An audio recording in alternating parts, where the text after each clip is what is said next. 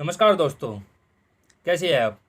आपका फिर से स्वागत करते हैं यूट्यूब के ITI नगर सफलता के द्वार में। तो आज हम जो अपनी रूटीन फिजिक्स से MCQ स्टार्ट किए हुए थे, आज हम इसकी स्टार्टिंग करते हैं 31वें क्वेश्चन से। तो 31वां क्वेश्चन कहता है त्वरण ज्ञात करने का सही सूत्र कौन सा होगा। तो ये ऑप्शन नीचे दिए गए हैं। तो हमें हमें जो त्वरण है, एक्सीलरेशन है, उसका फॉर्मूला निकालना है। ठीक है, उसका फॉर्मूला कैसे निकलेगा। उसका फॉर्मूला निकलेगा, हमें पता है कि गति की जो समीकरण हैं, जो इक्वेशन ऑफ मोशन है, वो आपकी स्क्रीन पर दिख रही है। पहली इक्वेशन है कि v बराबर u प्लस ए टी। ठीक है, और दूसरी इक्वेशन है h बराबर u t plus 1/2 a t square. तीसरी है v square equal to u square plus 2s, जहाँ v है अंतिम वेग, u है प्रारंभिक वेग, फाइनल वेलोसिटी और इनिशियल वेलोसिटी, और जो s है ये हमारा है डिस्टेंस, दूरी। तो हम अगर डिस्कस करें पहली इक्वेशन पर, तो इससे हम एक की वैल्यू निकाल सकते हैं एक्सेलरेशन की। ठीक है, तो अगर हम देखें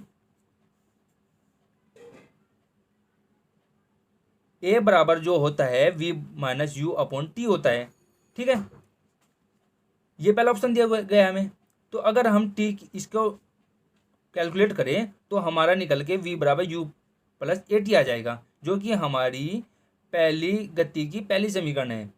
तो ये इसके अकॉर्डिंग, इसके हिसाब से हम पहला आंसर इसका टिक कर देंगे। ठीक है, ये हमारा पहला आंसर राइट हो जाएगा, क्योंकि हमने एक एक्सीलरेशन से पहले फॉर्मूले से हमने गति की पहली समीकरण सही निकाल ली है। तो इसलिए पहला ऑप्शन इसका सही हो जाएगा। ठीक है, अगर हम इस पर विचार करें फोर्थ पॉइंट में दिया गया है कि जो nवें सेकंड में चली गई दूरी है। ये बहुत इंपॉर्टेंट क्वेश्चन है, क्योंकि एग्जाम में ज़्यादातर यही क्वेश्चन पूछा जाता है कि जो nवें सेकंड में चली गई दूरी है। ठीक है, जो nवें टाइम में जो कवर की हुई डिस्टेंस है, वो उसका फॉर्मूला क्या होता है। इसका फॉर्मूला देखिए, आपकी स्क्रीन पर दिया गया है SN u plus 1/2 a bracket में 2n-1। अगर हमें 5वें सेकंड दिया गया है, छठे सेकंड में निकालिए, फोर्थ सेकंड में निकालिए, तो हम n के स्थान पर उस वैल्यू को पुट कर देंगे। ठीक है, जिससे हमारा निकल के आ जाएगा 5वें सेकंड में या छठे सेकंड में चली गई दूरी। ठीक है, तो ये रिलेट करती है, जो हमारी सेकंड इक्वेशन है इससे रिलेट करती है ये इक्वेशन। तो इससे निकल के ये इक्वेशन आई है, अगर हमें सेकंड की निकालनी है। ठीक है, तो नेक्स्ट क्वेश्चन देख लेते हैं। 32वां क्वेश्चन है आपका कि जो पदार्थ और संवेग है, पदार्थ के संवेग और वेग के अनुपात से कौन सी भौतिक राशि प्राप्त की जा सकती है। ठीक है, ये BPS 2002 में आया हुआ क्वेश्चन है। ठीक है, अब देखते हैं हम, अगर हम अनुपात करें संवेग और वेग का, तो वो हमारा होता है संवेग अपॉन वेग। इसका हम फॉर्मूला लिख लेंगे, संवेग का द्रव्यमान इंटू वेग, मास इंटू वेलोसिटी, और जो अपॉन में है वो है वेलोसिटी, हमारा वेग। तो वेग से वेग क्या हो जाएगा, कैंसिल हो जाएगा। ठीक है, तो हमारा बचेगा क्या, द्रव्यमान। तो अगर हम देखें संवेग और वेग का अनुपात हमारा द्रव्यमान के बराबर आता है, तो इसका आंसर हो जाएगा तीसरा। ठीक है, इसका तीसरा करेक्ट आंसर होगा कि हमारा जो संवेग और वेग का अनुपात है वो है हमारा द्रव्यमान। ठीक है, अब नेक्स्ट क्वेश्चन देखते हैं। नेक्स्ट क्वेश्चन है हमारा 33वां। प्लांक के अचर में किसका आयाम होता है। इसमें क्या है, जो प्लांक नियतांक होता है हमारा, इसका मैं आपको फॉर्मूला बताता हूं। ये आपकी स्क्रीन पर है। प्लांक के अचर में किसका आयाम होता है। ठीक है, तो अगर हम देखें प्लांक के आयाम को, इसकी आयाम डायमेंशन कह रहा है, जिसको हम विमा बोलते हैं। विमा को हम आयाम भी बोल देते हैं, इंग्लिश में डायमेंशन बोलते हैं। तो ये कह रहा है कि अगर हम प्लांक नियतांक का विमा देखें, तो हम अगर देखते हैं तो प्लांक नियतांक जो जिसे हम h से डिनोट करते हैं, उसके जो फॉर्मूला होता है वो एनर्जी इंटू टाइम होता है। ठीक है, ऊर्जा इंटू समय। अगर हम इसकी विमा निकाले, डायमेंशन निकाले, तो mL2T-1 हो जाएगी। तो ये पूछ रहा है कि जो आपका ऑप्शन दिए हुए हैं स्क्रीन पर, ऊर्जा, रेखीय गति, कोणीय गति, बल, इन चारों में से किसकी जो विमा है वो प्लांक के नियतांक के बराबर होगी। ठीक है, अगर हम देखें तीसरा ऑप्शन कोणीय गति, तो कोणीय गति में कोणीय आवेग होता है और एक कोणीय संवेग होता है। तो कोणीय संवेग का जो विमा निकल के आती है फॉर्मूले के अकॉर्डिंग वो ml/t-1 आती है। तो ये विमा बराबर हो गई। तो इसने पूछा है कि प्लांक के अचर में किसका आयाम बराबर होता है, तो इसमें कोणीय गति का जो आयाम है विमा है वो बराबर होती है। इसका करेक्ट आंसर हो जाएगा कोणीय गति। ठीक है, नेक्स्ट क्वेश्चन देखिए। नेक्स्ट क्वेश्चन आपको दिया गया है आपकी स्क्रीन पर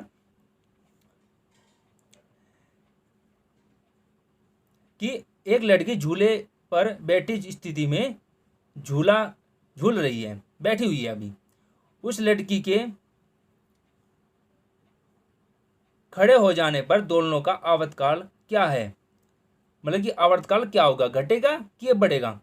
ठीक है, ये आपका ऑप्शन है।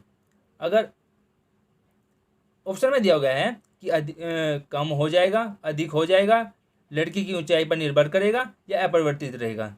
तो देख लेते हैं हम। ये आपका जो फॉर्मूला होता है आवर्तकाल का, ये पेंडुलम पर बेस है। पेंडुलम जो होता है लोलक, जिसको हिंदी में लोलक बोलते हैं, इस पर बेस है। इसका फॉर्मूला होता है आवर्तकाल T बराबर 2π√L/G।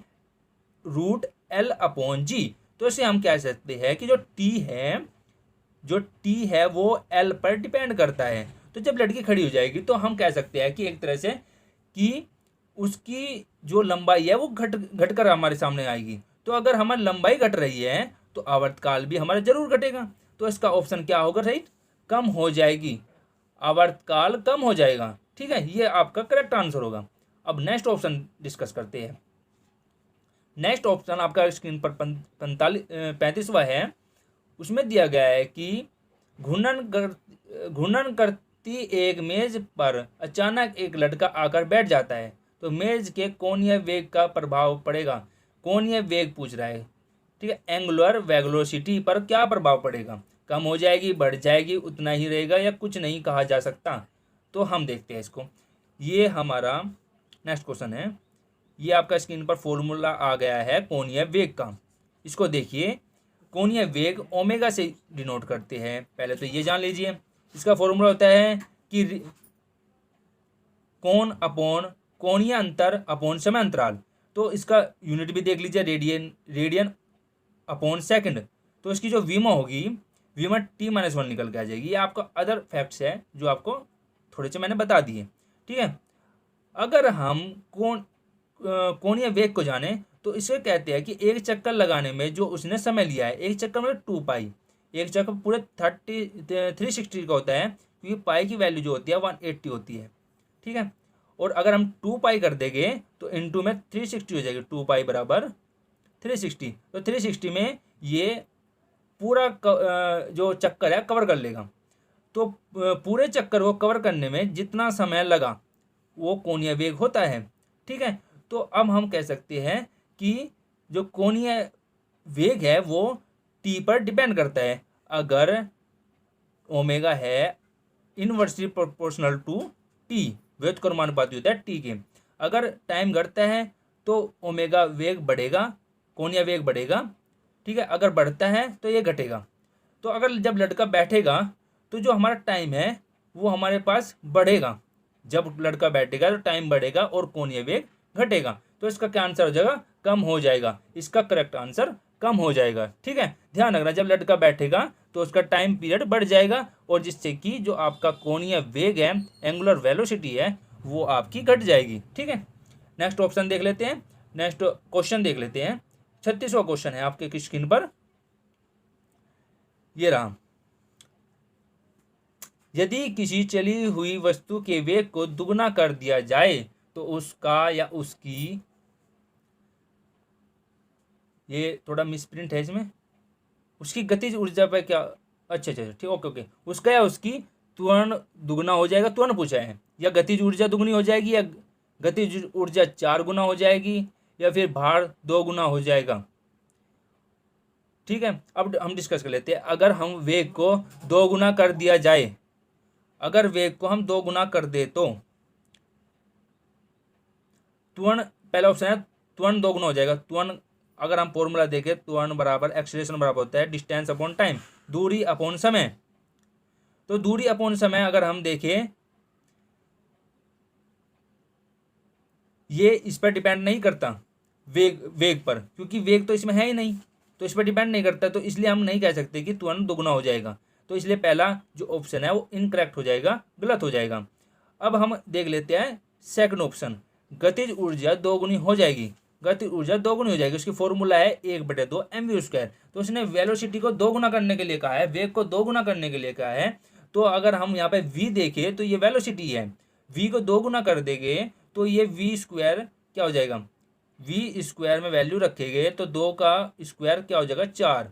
तो हमारा ये 4 गुना हो जाएगा, गतिज ऊर्जा हमारी 4 गुना हो जाएगी, जबकि इसमें लिखा है 2 गुना हो जाएगा। तो गतिज ऊर्जा 4 गुना हो जाता है, ये तीसरा ऑप्शन आपका करेक्ट हो जाएगा, गतिज ऊर्जा 4 गुना हो जाता है। ठीक है, ये आपका करेक्ट आंसर हो जाएगा। और अगर हम चौथे ऑप्शन को देखें, फोर्थ ऑप्शन को डिस्कस करें, तो इसका फॉर्मूला क्या है, भार का mg। तो ये भी वेलोसिटी वेग पर डिपेंड नहीं करता, तो इसलिए ये भी रॉन्ग हो जाएगा। तो इसका आंसर तीसरा जो है सही है। ठीक है, नेक्स्ट ऑप्शन देख लिए, नेक्स्ट क्वेश्चन देखिए। 37वां क्वेश्चन क्या कहता है, 37वां क्वेश्चन कहता है ये आपका न्यूटन के जो 3 लॉ है, मोशन के गति के 3 नियम है, उसके बारे में कहता है। सॉरी, किसी पिंड के द्रव्यमान तथा भार में अंतर होता है क्योंकि, ठीक है, किसी पिंड के द्रव्यमान तथा भार में अंतर होता है क्योंकि द्रव्यमान परिवर्तन होता है जबकि भार स्थिर होता है। द्रव्यमान स्थिर रहता है जबकि भार परिवर्तनीय होता है, या फिर दोनों सत्य है या दोनों गलत है, बताइए।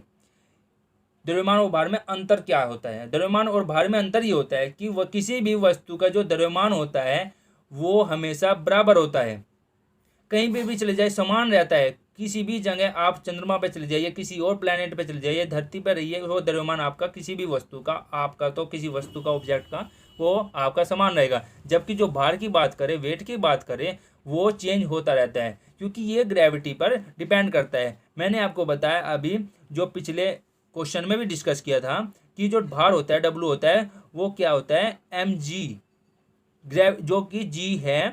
g क्या है, g यहाँ पर क्या है, एक गुरुत्वीय त्वरण है, ग्रेविटी एक्सेलरेशन है, जो कि एक समान रहती है 9.8 पृथ्वी की, और जो चंद्रमा की वो अलग होगी और अदर प्लेनेट की अलग होगी। तो इसलिए हम कह सकते हैं कि जो वेट है वो आपका जी पर डिपेंड करता है, जो कि अलग अलग होती हैं। तो जो अगर मास को देखें तो मास इंडिपेंडेंट है, वैल्यू है, तो ये अपरिवर्तनीय होगी, स्थिर होगी। ठीक है, और जो अपरिवर्तनीय होगी स्थिर होगी, और जो वेट है वो आपका परिवर्तनीय होगा, तो ये परिवर्तनीय होगा। इसलिए हम ये डिफरेंस इसमें देखते हैं, अंतर ये देखते हैं। ठीक है, अब हम नेक्स्ट क्वेश्चन डिस्कस कर लेते हैं। नेक्स्ट क्वेश्चन क्या कहता है आपका, सेकंड ऑप्शन इसका सही होगा। ठीक है,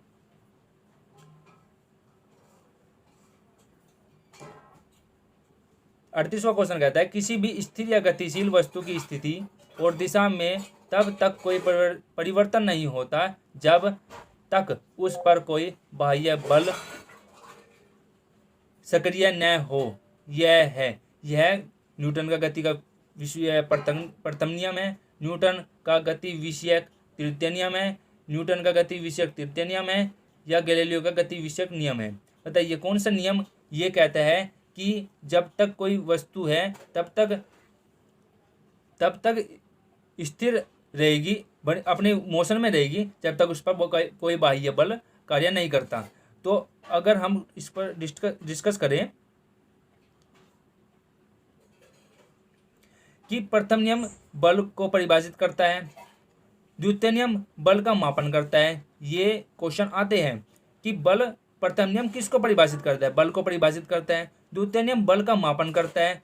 तृतीय नियम वस्तु पर बल किस प्रकार आरोपित है यह हमें बताता है, यह स्पष्ट करता है।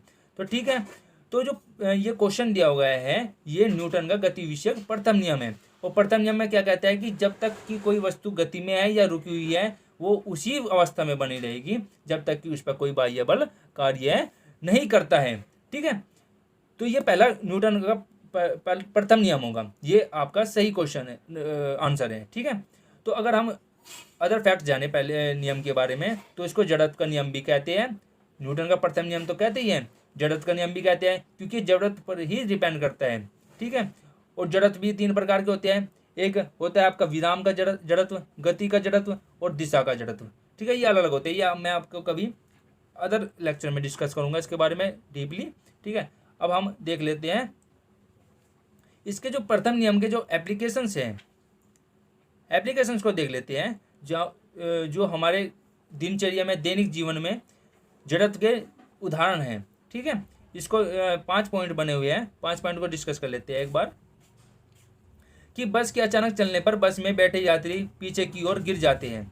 ठीक है, ये जड़त्व के कारण होता है, जो कि प्रथम नियम के अनुसार है। ठीक है, प्रथम नियम की जो व्याख्या करता है। ठीक है, सेकंड ऑप्शन देख लेते हैं। कोई खिलाड़ी ऊंची कूद लेने से पहले बहुत तेज दौड़ता है, ये भी इसका ही उदाहरण है। चलती हुई बस से उतारने पर यात्री आगे की ओर गिर पड़ता है। ठीक है, ये भी इसी का उत्तर है। कंबल को डंडे से पीटने पर उसमें से धूल के कण गिर जाते हैं। पांचवा ऑप्शन है कि बस के अचानक रुकने पर यात्री आगे की ओर गिर जाते हैं। ठीक है, ये 5 उदाहरण हैं वो जड़त्व के हैं और प्रथम नियम, न्यूटन के प्रथम नियम के उदाहरण हैं। ठीक है, जिससे कि जो कि आपको क्वेश्चन में मिलते रहेंगे, आपको किसी भी कॉम्पिटिटिव एग्जाम हो ये आपको मिलेगा जरूर। ठीक है, ये क्वेश्चन आते रहते हैं।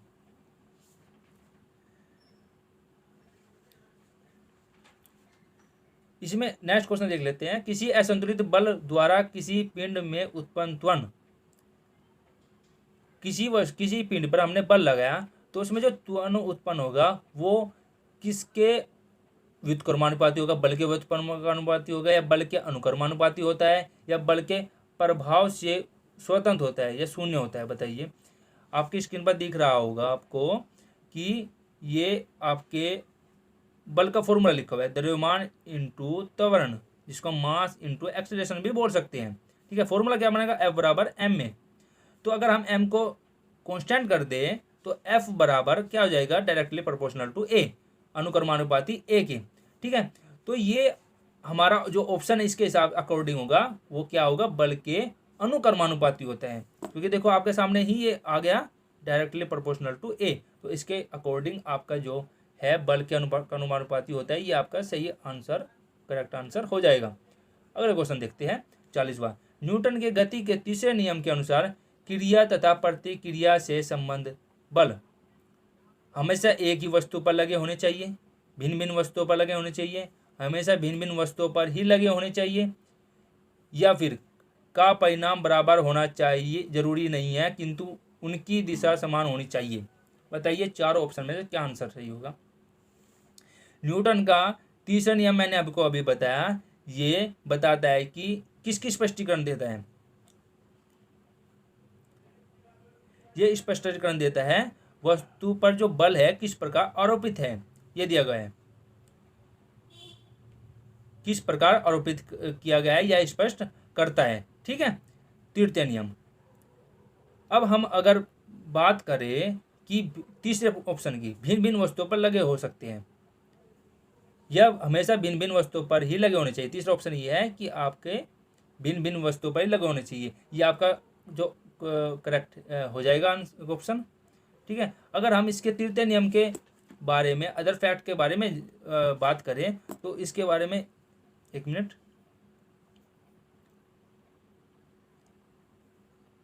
ये देखिए कुछ उदाहरण दिए गए हैं। जिस तरह हमने पहले आपके पहले नियम के बारे में उदाहरण को समझाया, इसी तरह तृतीय नियम से भी रिलेटेड कुछ उदाहरण हैं जो कि इसकी व्याख्या करते हैं। तो देख लेते हैं क्या क्या उदाहरण है। पहला उदाहरण है, बंदूक से गोली चलाने पर बंदूकधारी को पीछे की ओर झटका लगता है। ठीक है, क्रिया प्रतिक्रिया का नियम आ गया, जब हम गोली चलाती है तो वो हमें भी पीछे की ओर धकेलती है, तो ये भी इसी का उदाहरण है। सेकंड क्वेश्चन हो गया, जब नाविक नाव से किनारे पर उतरता है तो नाव थोड़ा पीछे की ओर निकल जाती है, पीछे की ओर हो जाती है, तो ये भी हमारा क्रिया प्रतिक्रिया का नियम है। ठीक है, अगर हम तीसरे ऑप्शन की बात करें तो तीसरा ऑप्शन हमारा कहता है कि जब हम पानी में कूदते हैं तो हम तैरने के लिए अपने हाथ पैरों को चलाकर पानी को पीछे की ओर धकेलते हैं, ये भी एक क्रिया प्रतिक्रिया का ही नियम हो गया। ठीक है। अब कुछ और दिए हुए हैं। क्रिकेट के खेलने में कैच पकड़ने वाला खिलाड़ी तेजी से आती हुई गेंद को पकड़ते समय अपने हाथ को पीछे की ओर खींचता है, क्योंकि ऐसा करने से समानांतर बढ़ जाता है, अतः बल का मान कम हो जाता है, जिससे हाथ को चोट कम लगती है। तो अगर आपको पूछे कि ये किस नियम से रिलेटेड है, तो आप कहिए कि न्यूटन के तीसरे नियम से रिलेटेड है ये सारे के सारे उदाहरण। ठीक है, आपको आशा करते हैं कि आपको ये वीडियो पसंद आई होगी और अच्छी तरह समझ आई होगी। अगर आपको लगता है कि कुछ कमी है तो आप सजेशन भी दे सकते हैं। अगर आपको लगता है कि हमें ये नहीं समझ आया तो आप कमेंट करके हमें बता सकते हैं। Thank you so much watching for this video. आप देखते रहिए हमारा सफलता का द्वार ITI नगर चैनल को, और आपको ढेर सारी ऐसी वीडियो मिलेगी जिसका जो आपका ज्ञान वर्धन करेगी। Thank you so much.